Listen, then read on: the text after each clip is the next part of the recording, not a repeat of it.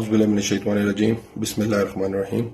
میں آپ سب سے بات کرنا چاہ رہا تھا آج آپ کے سامنے جو اس وقت ملک کے حالات ہیں، جو جبر اور فسطائیت کا نظام قائم ہے۔ پہلے اسکرپٹ یہ ہوتا تھا کہ تحریک انصاف کے لوگوں کو پکڑا جاتا تھا، جیل میں ڈال دیا جاتا تھا اور جیل سے وہ نمودار ہوتے تھے پریس کسی بھی پریس کلب کے اندر 9 مئی کی مذمت کرتے تھے، جس کی مذمت پورا پاکستان ویسے بھی کرتا ہے، جس کی مذمت تمام پولیٹیکل پارٹی باشمول تحریک انصاف نے ہمیشہ کی اور کرتی رہے گی، جس کی ایز اے پاکستانی ہم سب نے مذمت کی۔ اور چیئرمین عمران خان کیونکہ وہ 9 مئی والے دن جیل کے اندر تھے، جب انہیں کورٹ میں پیش کیا گیا تو انہوں نے بھی اس کی مذمت کی جب ان کا پتہ چلا، تو اس کے بعد ان کے نہ کردہ گناہوں کی ان کو معافی مل جاتی تھی اور وہ یا تو انہیں نئی پارٹی بنا لیتے تھے یا گھر جا کے بیٹھ جاتے تھے۔ اس وقت جو اب ٹرینڈ چینج ہوا ہے، طریقہ کا اسکرپٹ چینج کیا گیا ہے، اس میں اب تحریک انصاف کے لوگوں کو پکڑ کے جیل میں نہیں ڈالا جاتا، تحریک انصاف کے لوگوں کو اغوا کر لیا جاتا ہے، ابڈکٹ کر لیا جاتا ہے۔ عثمان ڈار صاحب، فاروق حبیب صاحب، صداقت عباسی صاحب، شیخ رشید صاحب، یہ سب وہ ہیں جن کو ابڈکٹ کیا گیا۔ 3 دن پہلے عثمان ڈار صاحب جو 4 ہفتے پہلے کراچی سے ابڈکٹ کیا گیا تھا، ان کی والدہ، ان کے بھائیوں کے بیان آپ ریکارڈ کے اوپر موجود ہیں۔ سندھ ہائی کورٹ کے اندر ان کی پٹیشن داخل ہے کہ ان کو اغوا کر لیا گیا ہے، ابڈکٹ کر لیا گیا، ان کو برآمد کرایا جائے۔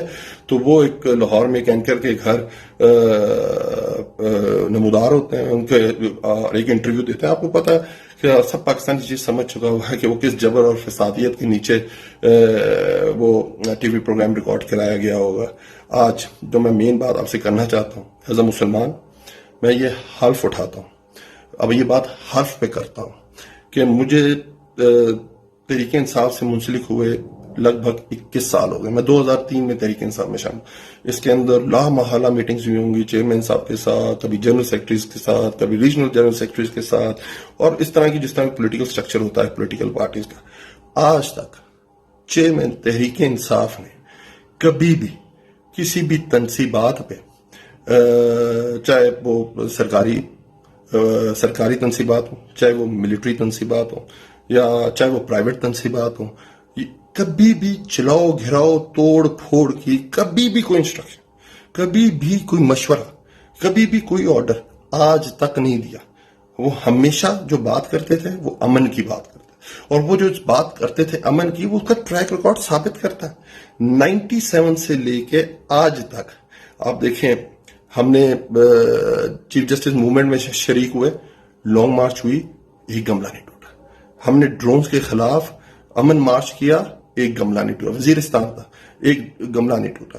ہم نے اس کے بعد دوبارہ پاناما کے اوپر لانگ مارچ کیا، ایک گملہ نہیں ٹوٹا۔ ابھی ریسنٹلی ہم نے جو لانگ مارچ کیا تھا، اور آپ کے سامنے وہ بڑا ایک ٹینس سچویشن آ گئی تھی، تو خان صاحب نے وہاں سے اسلام آباد سے واپس چلے گئے تھے۔ جب وہ اسلام آباد پہنچے تو وہاں سے واپس چلے گئے تھے۔ انہوں نے کہا تھا کہ ہم نے کوئی ٹکراؤ کی سیاست نہیں کرنی، ہم نے تشدد کی سیاست نہیں کرنی، ہم تحریک انصاف اور ریاستی اداروں کو آمنے سامنے کھڑا نہیں کر سکتے، اور ہمیشہ امن کی بات کرنے والی بات کی عمران خان صاحب نے۔